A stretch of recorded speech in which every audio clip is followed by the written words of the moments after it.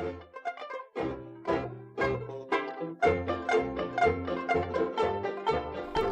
everybody, today I thought you might like to learn how to make a placeholder for weddings using a single die and that looks elegant and very attractive without breaking the budget.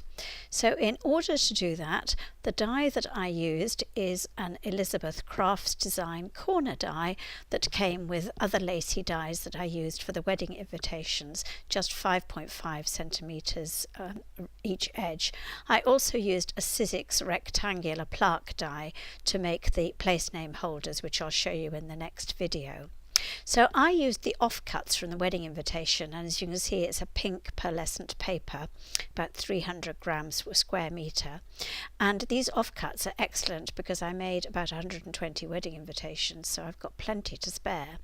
And by positioning the die on the paper, that's how it would be as I run it through the big shot, I can actually get 4 per strip, so it does make a lot, which is very useful when you're making many for a wedding.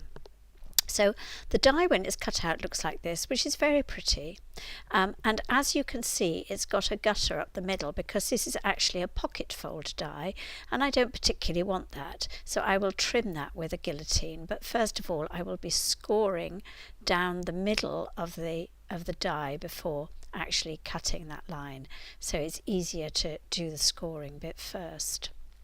So you can use, of course, any corner dies. So I've just got a couple of examples here, obviously the one that I've just shown you, and then I've got a Tonic Studios, it's called Blossom Corner, which again makes a very pretty lacy placeholder, and that doesn't require trimming afterwards either.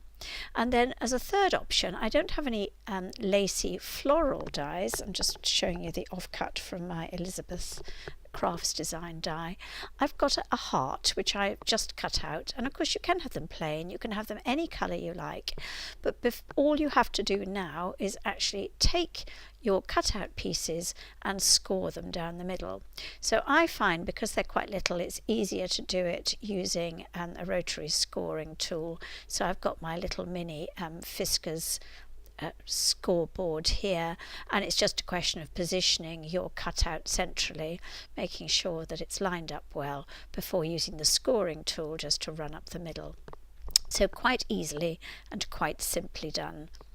And then as you can see on this nice heart-shaped piece, you've got a nice score line up the middle, and then it is just a question of folding them. So I'm doing each of them in turn and lining them up, and that's the bit. Sometimes it's easier to place the plastic cover down first before just straightening them up and then running your scoring tool over it. So it makes it quite an easy thing to do. Once you've done that, then what you're going to have to do is fold them along the score line, and this one, which I've scored already, just stands up on its own, and bingo, you've got your placeholder.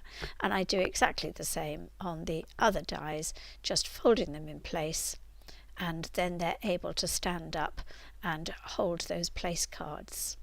And the same goes with the heart, and they all make very nice designs, and of course you can choose whatever one you like, but they are incredibly simple to do, don't take very long, which is very useful when you've got plenty, and saves you a fortune on buying place name holders for the all-important wedding reception. And as you can see, they stand up very nicely, and I'll just show you them, this one as well, and again slightly different effect, but it works beautifully.